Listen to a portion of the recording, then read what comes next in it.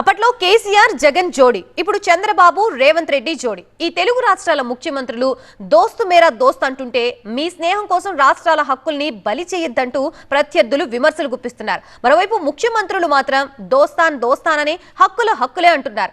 ఎట్టి పరిస్థితుల్లో రాష్ట్ర ప్రయోజనాల్ని తాకట్టు పెట్టే ప్రసక్తే లేదంటున్నారు. రాష్ట్రాలుగా విడిపోదాం, ప్రజలుగా స్నేహితులుగా కలిసుందాం అన్న నినాదానికి ఇప్పటికీ కట్టుబడి ఉన్నారు తెలుగు రాష్ట్రాల నేతలు. అయితే ఎమ్మెల్యేలు, మంత్రుల స్నేహాల వరకు ఓకే కానీ ముఖ్యమంత్రుల స్నేహాలు మాత్రం వారి ప్రత్యర్థులకు ఆయుధాలుగా మారుతున్నాయి. రాష్ట్రాల హక్కులకు సీఎంల స్నేహబంధం అడ్డంకిగా మారింది. తెలంగాణలో బీఆర్ఎస్, ఏపీలో వైసీపీ అధికారంలో ఉన్నప్పుడు అప్పటి ముఖ్యమంత్రులు ఎంతో స్నేహంగా మెలిగారు. జగన్ హైదరాబాదొచ్చి కేసీఆర్తో భేటీ అయ్యారు. రెండు రాష్ట్రాల్లో పరిస్థితులు, పరస్పర సహకారంపై మాట్లాడుకున్నారు. కృష్ణా, గోదావరి జలాలపై చర్చించారు. అయితే జగన్ రాయలసీమకు అక్రమంగా జలాలు తీసుకువెళ్లడానికి కేసీఆర్ సహకరించారని కాంగ్రెస్ నేతలు తీవ్ర విమర్శలు గుప్పించారు. తమ్ముడు జగన్కు అన్న కేసీఆర్ గిఫ్ట్ ఇచ్చారని రచ్చరచ్చ చేశారు.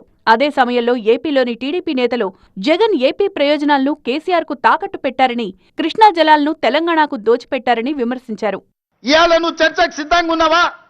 గోదావరి జలాలను రాయలసీమకు తరలించకపోండి, రోజమ్మ పెట్టిన రాగి సంకటి రొయ్యల పులుసు తిని రాయలసీమను రతనాల సీమ చేస్తా అని చెప్పిన నువ్వు కాదా అని నేను అడుగుతున్నా.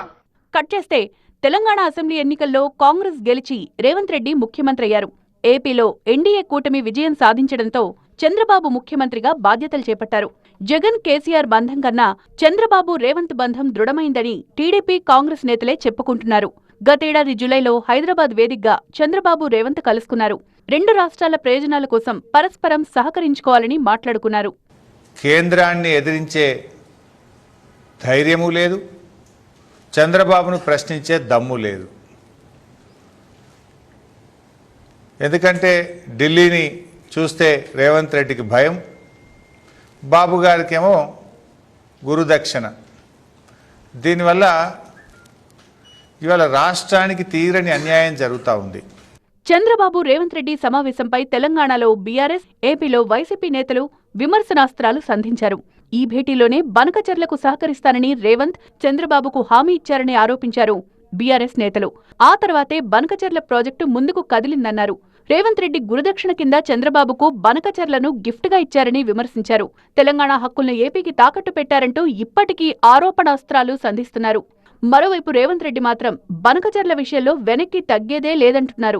తెలంగాణ హక్కుల కోసం చర్చలకైనా లేదా పోరాటానికైనా సిద్ధమంటున్నారు. కేసీఆర్ హయాంలోనైనా, రేవంత్ రెడ్డి హయాంలోనైనా ముఖ్యమంత్రి స్థానంలో ఉన్న నేతలు రాష్ట్ర ప్రయోజనాల విషయంలో ఎంతో చిత్తశుద్ధితో ఉన్నప్పటికీ వారికి ఏపీ సీఎంతో ఉన్న స్నేహం వల్ల అటు ప్రతిపక్షాల్లో, ఇటు ప్రజల్లో అనుమానాలు కలుగుతున్నాయంటున్నారు విశ్లేషకులు.